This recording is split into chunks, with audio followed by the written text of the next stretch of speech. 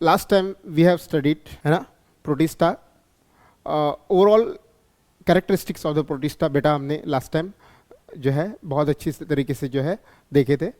हमने साथ ही साथ देखा था कि प्रोटिस्टा का क्लासिफिकेशन क्या होता है। क्लासिफिकेशन के अंडर हमने बेटा देखा था कि फोटोसिंथेटिक प्रोटिस्ट होते हैं, डिकम्पोजर्स होते हैं और साथ ही साथ प्रोटोजोअन्स होते हैं, है ना। यहाँ पे तीन क्लासेस में हमने प्रोटिस्टा को डिवाइड होते हुए देखा था, ठीक है।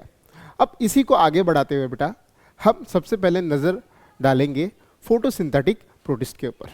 तो चलो इस लेक्चर को हम आगे बढ़ाते हैं। अब देखो बेटा, सबसे पहले यहाँ पे मैंने बेटा क्या लिखा है, मैंने यहाँ पे लिखा है क्राइसोफाइट। क्या लिखा है मैंने यहाँ बेटा, क्या लिखा है, क्राइसोफाइट।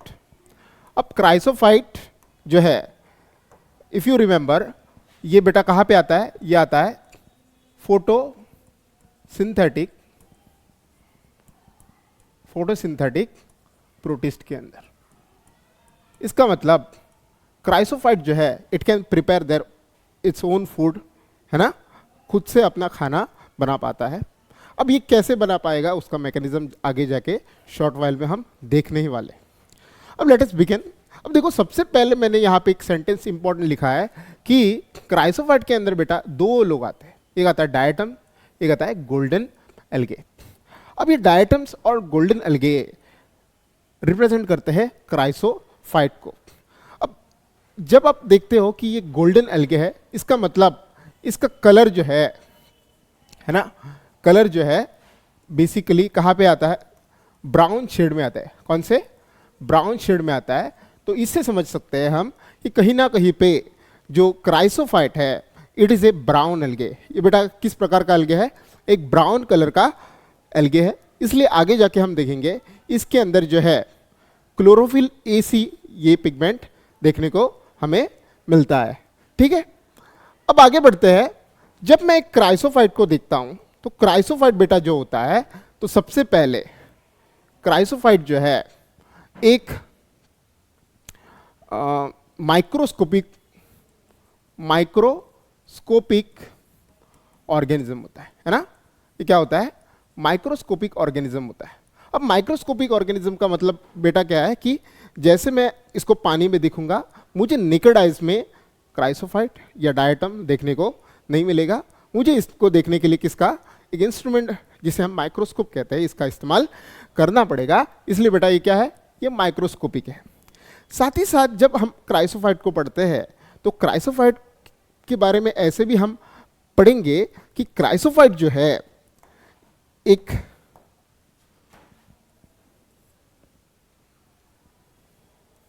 ऑर्गेनिज्म जो है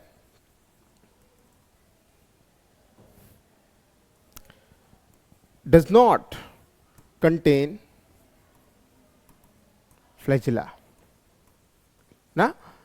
बेटा इसके अंदर जो है फ्लैजिला नहीं पाया जाता है। अब फ्लैजिला नहीं पाया जाता है, इसका मतलब क्या है कि जैसे एक ऑर्गेनिज्म के अंदर फ्लैजिला अगर प्रेजेंस है, इसका मतलब क्या है कि ये जो है इंडिपेंडेंटली अपने मन के अनुसार एक जगह से दूसरी जगह पे क्या कर सकता है, एक जगह पे दूसरी जगह पे लोकेट हो सकता है। लेकिन यहाँ पे देखा जाए तो इनके अंदर फ्लैजिला नहीं पाया जाता है ना। फ्लैजिला नहीं पाया जाता है, इसका मतलब इसके अंदर, है ना, ये लोकोमोशन नहीं कर सकता है ना। Locomotion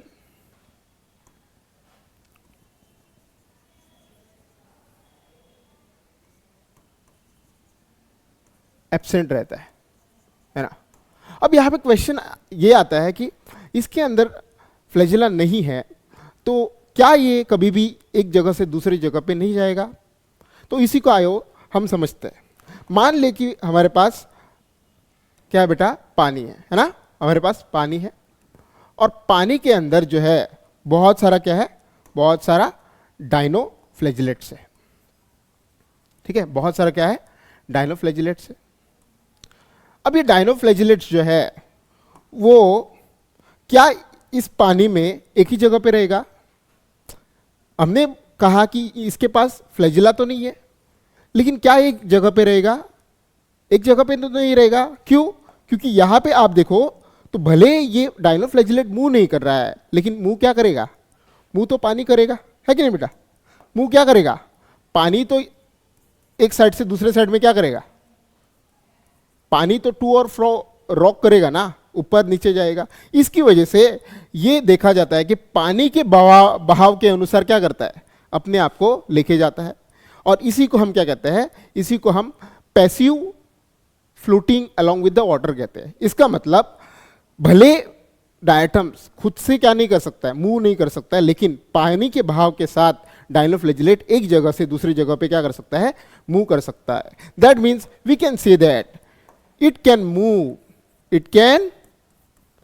move passively. पैसिवली का मतलब बेटा क्या है? जब मैं खुद से मूव कर रहा हूं, इसका मतलब मैं अपना एनर्जी इस्तेमाल कर रहा हूं, तो मैं ये एक्टिव प्रोसेस हुआ ना।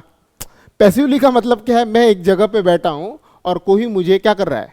मूव करा रहा है, और मैं फ्री ऑफ कॉस्ट क्या कर रहा हूं? मूव हो रहा हूं। तो इसे बेटा क्या कहेंगे हम? इसे हम पैसिवली कहेंगे, राइट? तो पैसिवली जो है, फ्री ऑफ कॉस्ट, ये कैसे मूव करेगा? Passively with what? Water current, है ना? कैसे? पानी के बहाव के अनुसार ये क्या करेगा?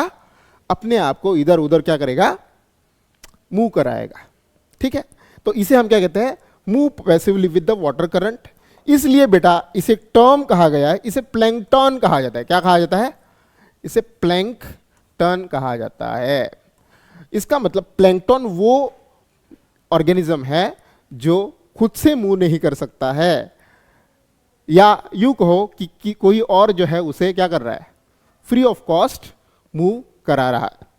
अब यहां पर क्वेश्चन आ रहा है कि ये मूव तो हो रहा है, लेकिन और एक चीज आप जब देखो तो बेटा साथ ही साथ डायटम्स जो है ये पानी पे फ्लोट भी कर रहा है ना? ये पानी पे क्या कर रहा है? फ्लोट भी कर रहा है। अब यहां पे क्वेश्चन आ रहा है कि ये सिंक क्यों नहीं हो रहा है? मतलब ये डूब क्यों नहीं रहा है? ये फ्लोट क्यों कर रहा है? अब फ्लोट करने के लिए बेटा इसके अंदर देखा जाता है कि इसके अंदर जो है ना, इसके अंदर क्या रहता है? इसके अंदर सेल मेम्ब्रेन रहता है ना? सेल मेम्ब्रेन पाया जाता है, और सेल मेम्ब्रेन के अंदर होता है लाइट वेट लिपिड्स। क्या होता है? सेल मेम्ब्रेन के अंदर देखा जाता है कि इसके लाइट वेट लिपिड्स होते हैं। अब लाइट वेट लिपिड्स के कारण जो अपना डायनोफ्लैजिलेट है, सॉरी डायटम है ना, अपना जो डायटम है बेटा, कौन है? डायटम है। ये क्या करेगा? लाइट वेट लिपिड के कारण क्या करता है? पानी पे फ्लोट करता है। Is this clear?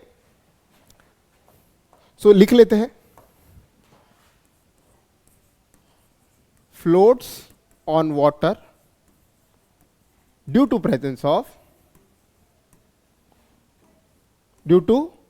presence of light weight lipids in where बेटा? Cell membrane. सेल मेम्ब्रेन के अंदर लाइट वेट लिपिड्स के कारण ये क्या कर सकता है? पानी पे फ्लोट कर सकता है। बेटा यहां तक क्लियर है? ओके, आगे बढ़ते हैं।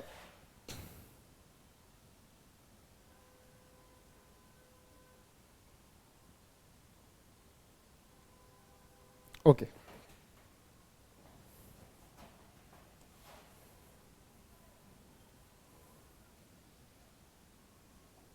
हाँ, अब जब हमने प्रोटिस्टा जब बेटा स्टार्ट किया था, हमने ये क्वेश्चन पूछा था, क्या प्रोटिस्टा के अंदर सेल वॉल प्रेजेंट होता है या प्रेजेंट नहीं होता है ना?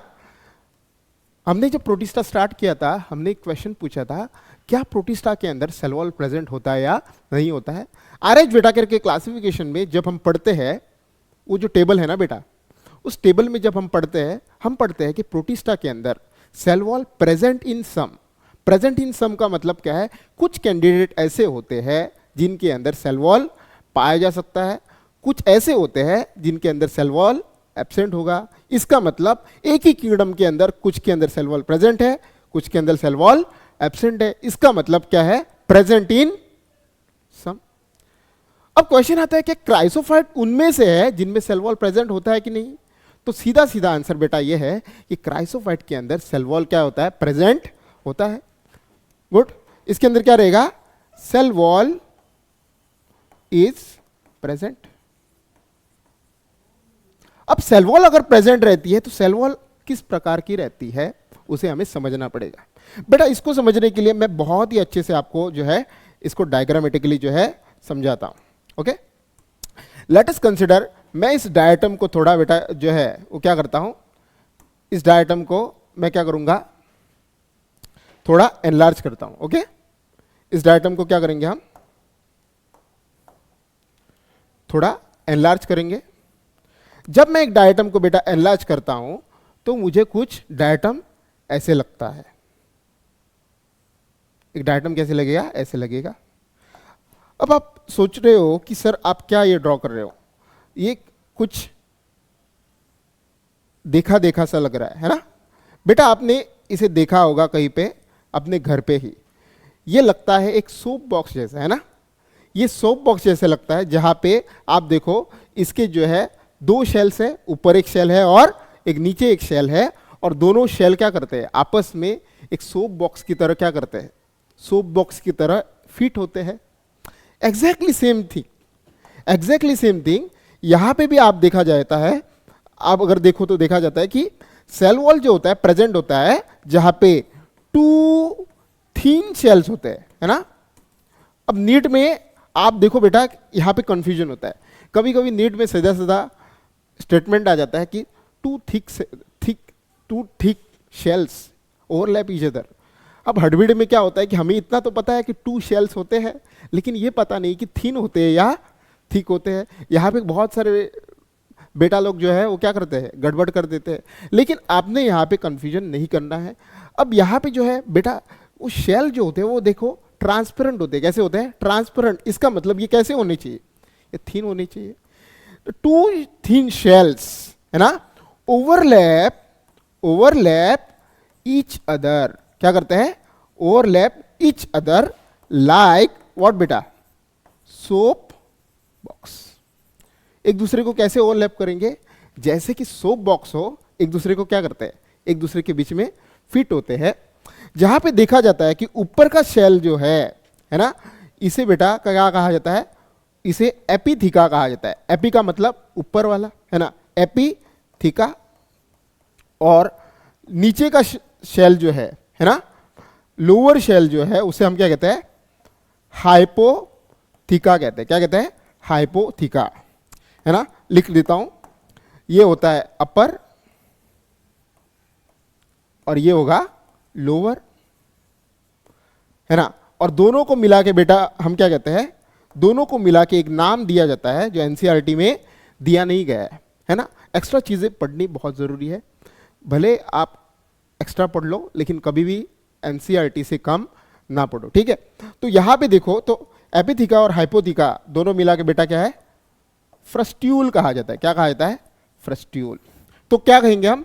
जो two thin shells overlap each other like soap box, इसे बेटा क्या कहा जाता है? फ्रस्ट्यूल कहा जाता है। अब साथ ही साथ देखा जाता है कि इसके अंदर जो है, इसके अंदर ये तो शेल्स है, राइट? ये तो बेटा क्या है? ये तो शेल्स है। अब शेल्स तो लिविंग नहीं होती है ना, इसका मतलब बेटा इसके अंदर कोई तो जीव है। इसके अंदर क्या है? कोई तो है जो जिंदा है ना। ये तो शेल्स है ना, इसके अंदर कोई ना कोई तो क्या रहेगा? कोई तो ऑर्गेनिज्म रहेगा ना। और इसी ऑर्गेनिज्म को हम क्या कहते हैं? डायटम कहते हैं। इसके अंदर जो है वो डायटम है और उसके ऊपर जो क्या है? शेल्स है जो सोप बॉक्स जैसे फिट करता है। अब देखो इसकी खासियत है ना? क्या खासियत है कि इसके अंदर देखा जाता है कि बहुत सारे जो है ऐसे ऐसे पार्टिकल्स होते हैं जो इसके अंदर गड़े होते हैं। आपने अपने मम्मी पापा के हाथ में अंगूठी देखी होगी, है ना? या कंगन देखे होंगे, उसमें हीरे जड़े होते हैं ना, हीरे गड़े होते हैं, है ना? अब वैसे ही आप देखते हो कि ये जो स्ट्रक्चर है जिसे हम क्या कहते हैं? जिसे हम फ्रस्ट्यूल कहते हैं बेटा, इस फ्रस्ट्यूल के अंदर भी आप देखो, इसके अंदर भी क्या है, छोटे छोटे पार्टिकल जैसे गड़े हुए हैं। अब ये पार्टिकल किसी और के नहीं, ये सिलिका पार्टिकल है। ये क्या है, सिलिका पार्टिकल है ना। ये क्या है, सिलिका पार्टिकल। अब आप पूछोगे कि सिलिका सर क्या होता है। Silica is nothing but it is soil, है ना। सैंड पार्टिकल आपने देखा होगा, रेत देखा होगा ना बेटा, बीच पे कभी घूमने गए होंगे, वहां पे आपने रेत देखा होगा। अब रेत के पार्टिकल्स जो होते हैं बेटा, यही सैंड है ना, यही तो सिलिका है। अब आपको पता है कि सिलिका को अगर हमें डिस्ट्रॉय करना है तो उसको लगभग 2500 लगभग, है ना, उस रेंज में टेम्परेचर चाहिए। इसका मतलब जिस किसी में सिलिका होगा उसका डिस्ट्रक्शन होगा नॉर्मल एनवायरमेंट जो अर्थ पे है उस कंडीशन में डिस्ट्रॉय होना उसका नामुमकिन है। तो उसी से हम सोच सकते हैं कि क्योंकि यहाँ पे भी इसके डायटम के शेल में क्योंकि सिलिका प्रेजेंट है, क्या है, सिलिका पार्टिकल प्रेजेंट है, ये शेल जो है वो क्या हो जाता है, ये इनडिस्ट्रक्टेबल हो जाता है। ठीक है, तो देखा जाता है कि ये जो फ्रस्ट्यूल है ना, इसके अंदर क्या है ना, shells are embedded with what बेटा, विथ सिलिका, है ना। और क्योंकि सिलिका होता है ये क्या रहेगा, इनडिस्ट्रक्टेबल हो जाएगा, है ना। Due to which it becomes indestructible, है ना। जैसे देखो, क्योंकि इसके अंदर क्या है, सिलिका है ना, शेल के अंदर क्या है, सिलिका है, तो ये इनडिस्ट्रक्टिबल है। इसका मतलब मैंने जैसे कहा इसके अंदर ऑर्गेनिज्म छुपा है, जिसे मैंने डायटम कहा। मान लो कि ये ऑर्गेनिज्म मर गया, राइट, ये ऑर्गेनिज्म किसी दिन क्या हो गया, स्वाहा हो गया, मर गया। अब इस शेल का क्या होगा, क्या ये शेल वैसे के वैसे रहेगा? अब देखा जाए तो ये शेल वैसे के वैसे रहना चाहिए, क्यों, इसके अंदर तो सिलिका है। देखा जाता है कि ये शेल जो है जब ये मर जाता है ना, तो ये इसके अंदर पानी भर जाता है और ये क्या करेगा, समुद्र के तल पे सिंक हो जाएगा। जब ये सिंक हो जाएगा सी बेड पे, ये बिलियंस ऑफ ईयर्स क्या करता है, वैसे के वैसा एक्यूमुलेट होता है। जैसे आपने देखा होगा कि, है ना, कार्टून के अंदर एक बहुत बड़ा मॉन्स्टर होता है गुफा में, वो इंसानियों के खोपड़ियों को खा खा के क्या करता है, इंसानियों के खोपड़ियाँ और हड्डियों के क्या बनाता है, टीला बनाता है। वैसे ही जब जब ये छोटे छोटे जीव जिसे हम डायटम्स कहते हैं, है ना, ये मरते हैं, इनके अंदर पानी भरता है और ये क्या करते हैं, सिंक होता है।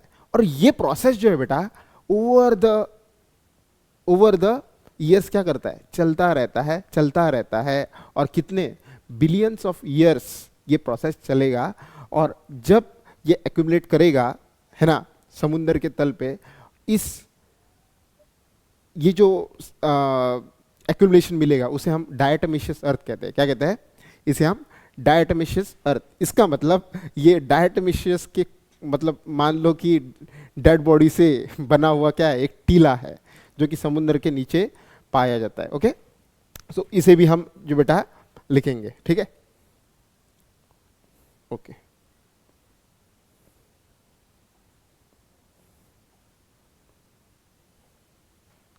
ओके, सो मैंने अभी बेटा क्या कहा कि डायटमिशियस अर्थ जो होता है ना, डायटम्स जो होते हैं,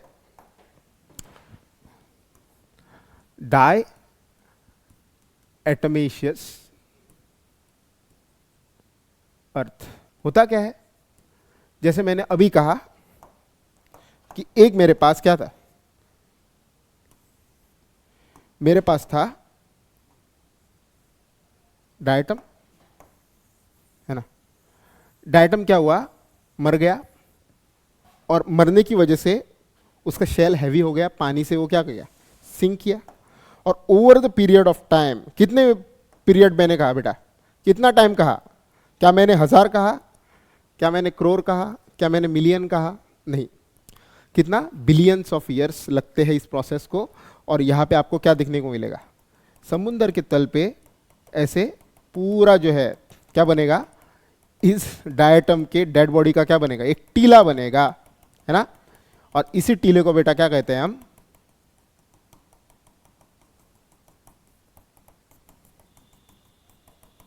इसी टीले को हम क्या कहते हैं, इसे हम क्या कहेंगे, डाई एटोमेशियस अर्थ कहते हैं, है ना। अब किसी ने पूछा तो डायटोमेशियस अर्थ को बनने के लिए कितना टाइम लगता है, billions of years. Okay, billions of years. Is this clear? Okay, इसको एक बार लिख लेते हैं। डायटोमेशियस अर्थ होता क्या है,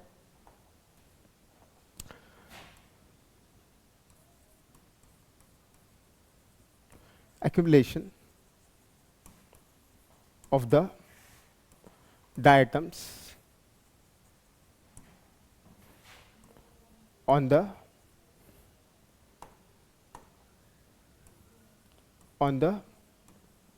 seabed over the how much बेटा, ये याद रखना हमेशा,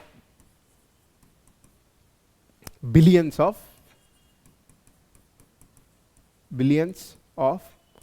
years, है ना, billions of years.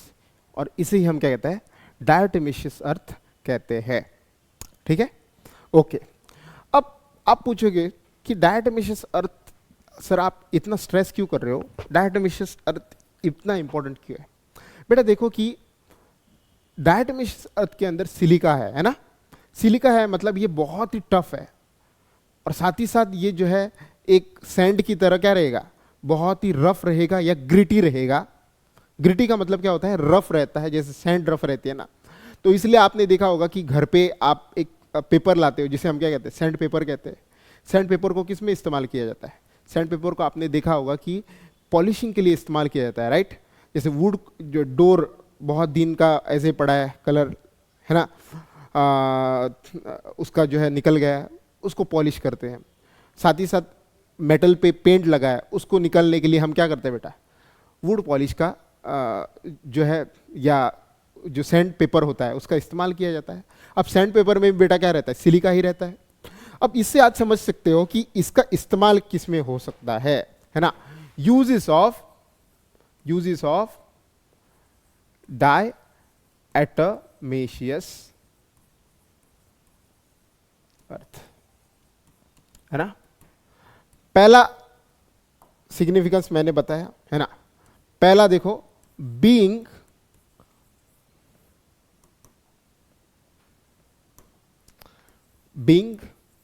Gritty. Gritty का मतलब बेटा क्या होता है, ग्रिटी का मतलब क्या होता है, ग्रिटी का मतलब होता है सैंडी। कैसा, रफ होता है उसका सरफेस, इसलिए उसे क्या कर किससे इस्तेमाल किया जाता है, उसको जो है मेटल का पॉलिशिंग, है ना, के लिए इस्तेमाल किया जाता है। Being gritty, it is used for metal polishing, है ना। मेटल को पॉलिश करने के लिए इसका इस्तेमाल किया जाता है। साथ ही साथ उसका आप पूछोगे और कोई भी सिग्निफिकेंस है क्या, हाँ और भी है। अब देखो डायटोमेशियस अर्थ ऑलरेडी मैंने जब आपको दिखाया तो उसमें आप देखो तो एक ऑर्गेनिज्म है, ऑर्गेनिज्म के अंदर आप देखो तो है ना, छोटा छोटा क्या रहेगा, छोटा छोटा उसमें बेटा क्या रहेगा, उसमें रहेगा पोर, है ना। उसके अंदर कहीं ना कहीं पे तो छोटा छोटा होल्स रहेगा ना, सैंड की तरह तो नहीं है, इसके अंदर सैंड की कैरेक्टरिस्टिक भी है, लेकिन साथ ही साथ इसमें बेटा क्या है, इसमें पोर है। अब पोर जब होता है तो कोई भी चीज इसमें से क्या कर सकती है, इसमें से कोई भी जो पार्टिकल है ना, पार्टिकल है वो बेटा इसमें से क्या कर सकता है, इसमें से पास कर सकता है, पोर है ना इसमें। तो इसको आप सोचो कि किस में इस्तेमाल किया जाता होगा, इसको फिल्ट्रेशन में इस्तेमाल किया जाता है। क्योंकि डायटोमेशियस अर्थ के अंदर क्या होता है, छोटे छोटे माइन्यूट पोर्स होते हैं, और पोर्स जिसमें भी पाए जाते हैं वो किसके काम आ सकता है, फिल्ट्रेशन। देखा जाता है कि ये डायटोमिशियस अर्थ जो होती है उसमें छोटे छोटे माइन्यूट पोर्स होते हैं, जिसके इस्तेमाल से हम क्या कर सकते हैं, बहुत ही फाइन पार्टिकल्स जो है, जैसे लिक्विड होते हैं, जैसे सिरप्स होते हैं, है ना, जैसे शुगर केन का सिरप जो है ना, उसको फिल्टर करने के लिए, या अदर सिरप्स जो होते हैं उसे फिल्टर करने के लिए हम क्या कर सकते हैं, इसका फिल्टर बना सकते हैं और उसमें क्या कर सकते हैं, फिल्ट्रेशन कर सकते हैं। तो दूसरा इसका इंपॉर्टेंस क्या है ना, डायटोमिशियस अर्थ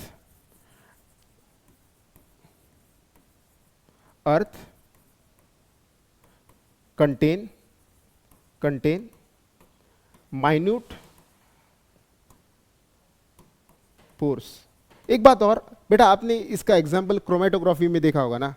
क्रोमेटोग्राफी भी जब करते हैं हम, हमारे पास वहाँ पे बहुत सारे ऐसे पोर बियरिंग सब्सटेंसेस होते हैं, जिसको हम क्या करते हैं, फिल्ट्रेशन में इस्तेमाल किया जाता है ना। तो सेम चीज़ है यहाँ पे, है ना। इसका भी एक पोरोसिटी रहता है, जिसकी वजह से कुछ पोर के पार्टिकल हमें फिल्टर करने चाहिए, है ना, जो इससे पास होंगे उसको हम इस्तेमाल करते हैं, और जो पार्टिकल है ना, जो बड़े पार्टिकल है वो यहाँ पे क्या करेंगे, अटक जाएंगे, जिसको हमें क्या करता है, नॉट फिल्टर्ड, है ना। मतलब जो पास हो रहा है उसे हम फिल्टर करना चाहते हैं, जो पास नहीं हो रहा है उसे हम फिल्टर नहीं करना चाहते। Okay, diatomaceous earth contains minute pore size, so it is used for filtration of syrups, है ना। तो इसको देखा जाता है कि जैसे एग्जाम्पल, इसको शुगर केन इंडस्ट्री में इस्तेमाल किया जाता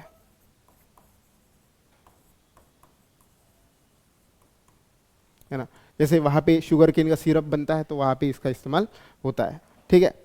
अब साथ ही साथ जब आप डायटम्स को देखते हैं तो इसके और भी कुछ खास पॉइंट्स है जिसे हम देखते हैं, ठीक है। जब हम डायटम्स को देखते हैं तो और क्या खास पॉइंट है बेटा, देखा जाता है कि डायटम्स जो होते हैं they are chief producers of the ocean, है ना। They are what, they are chief producers of ocean,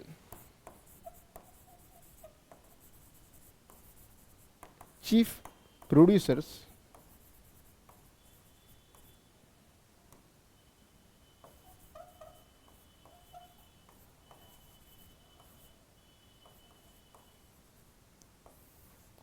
chief producers of ocean का बेटा मतलब क्या है, धरती पे जैसे देखो चीफ प्रोड्यूसर कौन है, प्रोड्यूसर होते हैं ट्रीज।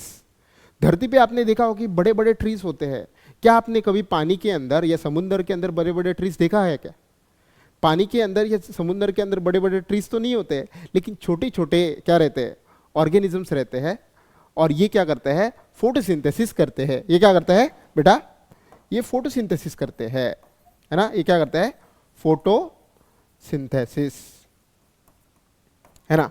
तो देखा जाता है कि ये फोटोसिंथेसिस करते हैं, इसलिए हमने इसको कहाँ पे रखा, हमने इसको फोटोसिंथेटिक प्रोटिस्ट के अंदर रखा, है ना। यहीं से और एक पॉइंट आता है कि ये फोटोसिंथेसिस अगर करता है ना, आप अगर कह रहे हो सर कि ये फोटोसिंथेसिस करता है, तो इसकी खासियत क्या है। खासियत जब देखते हैं बेटा कि इसके अंदर जो है ना,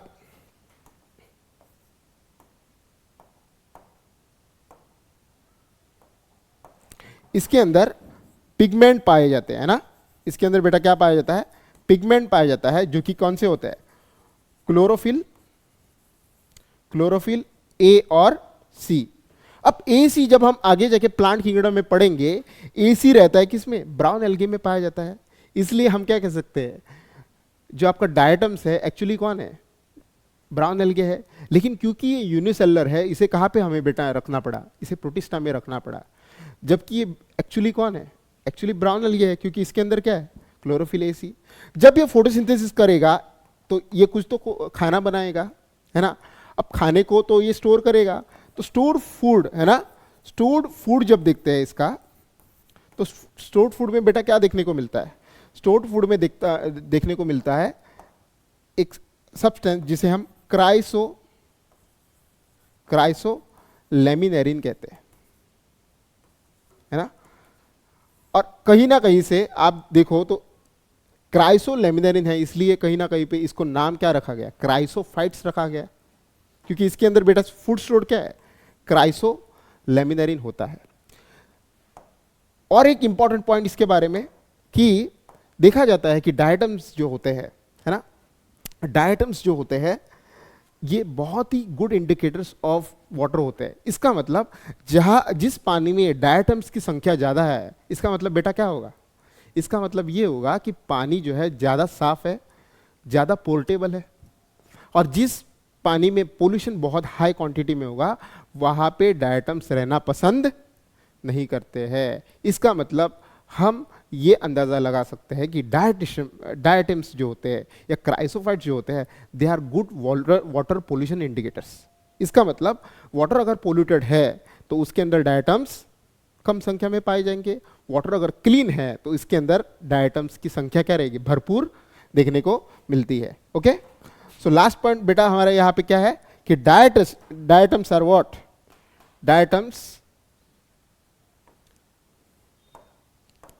diatoms are good water pollution indicators.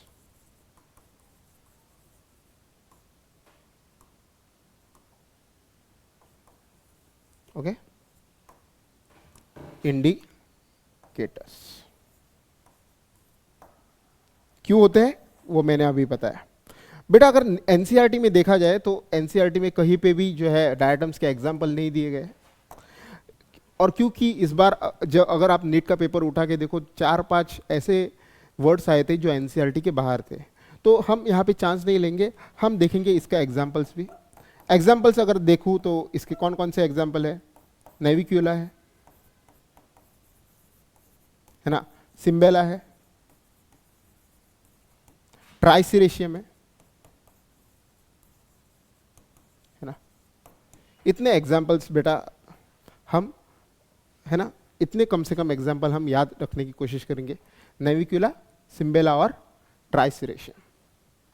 With this I think आपका जो है बेटा डायटम जो है या क्राइसोफाइट जो है ये कॉन्सेप्ट आई होप कि बहुत अच्छे से जो है क्या हो गया है, रिवाइज हो गया है या बहुत अच्छे से जो है ना बिल्ड हो गया है ना।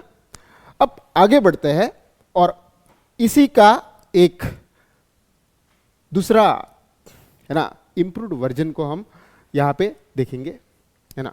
अब देखो अभी हमने देखा था कि डायटोमिक अर्थ क्या होता है ना। डायटोमिक अर्थ को मैंने समझाया था, यूज बीइंग ग्रिटी किसके लिए यूज करते हैं, metal polish, filtration of oils and syrup, है ना। ऑयल का भी फिल्ट्रेशन के लिए इस्तेमाल किया जाता है ना, ऑयल का भी फिल्ट्रेशन में बेटा इस्तेमाल किया जाएगा। उसके बाद वाटर पोल्यूशन इंडिकेटर्स, मैंने कहा था कि जिस वाटर में ज़्यादा पोल्यूशन है वहाँ पे डायटम्स रहेंगे कि नहीं बेटा, रहेंगे कि नहीं, गुड।